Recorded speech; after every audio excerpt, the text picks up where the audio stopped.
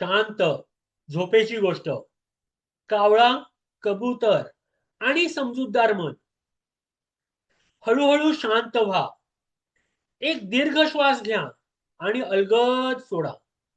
पुन्हा एकदा श्वास आत आणि बाहेर. तुमचं शरीर सैल होत आहे. तुमचे खांदे हलके होत आहेत.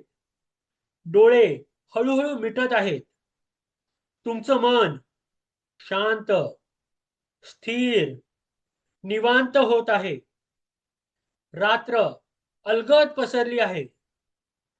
चंद्र मऊपणे चमकत आहे. वाऱ्यात थंडावा आहे.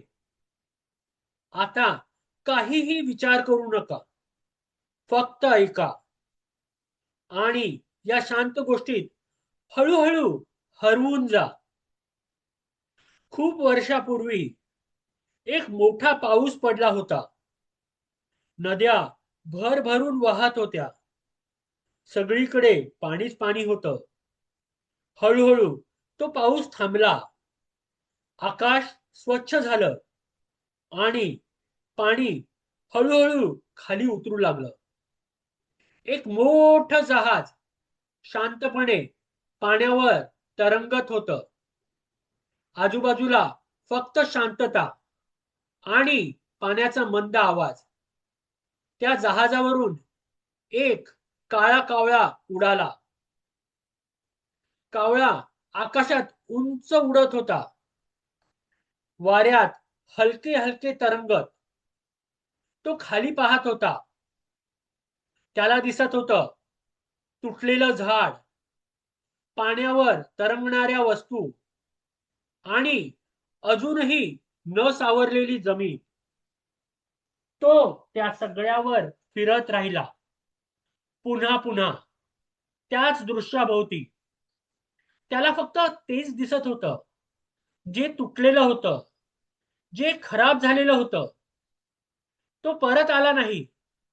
तो तिथेच फिरत राहिला. थोड्या वेळाने त्याच जहाजावर एक कबूतर उडालं. ते हलकं होतं, शांत होतं. तेही त्याच आकाशात उडत होतं. त्याच पाण्यावरून जात होतं. पण त्याचे डोळे काहीतरी वेगळं शोधत होते. ते शांतपणे पुढे गेलं. थोडं अजून दूर, थोडं अजून आत. आणि मग त्याला एक छोटस हिरवं पान दिसलं. एक झाड पुन्हा जिवंत होत होतं. कबुतराने ते पान हलकेच आपल्या चोचीत घेतलं आणि परत जहाजावर आलं. त्या छोट्या पानात एक मोठी गोष्ट होती. नवीन सुरुवात, शांत आशा. त्या रात्री आकाशात चंद्र चमकत होता. पाणी शांत होतं. कावळा अजूनही दूर फिरत होता, त्याच दृश्यात अडकलेला. आणि कबूतर शांतपणे बसलं होतं त्या छोट्या हिरव्या पानासोबत. थोड्या अंतरावर एका झाडावर एक माकड बसलं होतं. पाणी खाली उतरलेलं होतं आणि लहान लहान पाण्याचे खड्डे तयार झाले होते. त्या खड्ड्यात एक मासा हालचाल करत होता. माकडाने खाली पाहिलं. त्याला वाटलं हा मासा अडकलाय, त्याला वाचवायला हवं. तो पटकन खाली उतरला. माशाला हलकेच उचललं आणि एका कोरड्या फांदीवर ठेवलं. वाऱ्यात हलकी थंडी होती. फांदी हलकी डुलत होती. माकड शांतपणे बसलं. त्याला वाटलं आता तो सुरक्षित आहे. पण मासा शांत झाला. त्याने काहीच केलं नाही. तो हलला नाही. माकडाला समजलं नाही. त्याने चांगलं करायचा प्रयत्न केला, पण त्याला एक वेगळी गोष्ट कळाली नाही. जिथे त्याला धोका वाटला तेच त्या माशाचं जीवन होतं. आणि जिथे त्याला सुरक्षित वाटलं तिथे मासा राहू शकत नव्हता. माकड शांतपणे बसलं आणि हळूहळू त्याला समजायला लागलं की प्रत्येकाचं जग वेगळं असतं, प्रत्येकाची गरज वेगळी असते. आता सगळं शांत आहे. चंद्रप्रकाश पसरला आहे. वाऱ्यात हलकी थंड हवा आहे. तुमचं मन आता त्या शांत पाण्यासारखं होत आहे. काहीही धरून ठेवायची गरज नाही. काहीही सिद्ध करायची गरज नाही.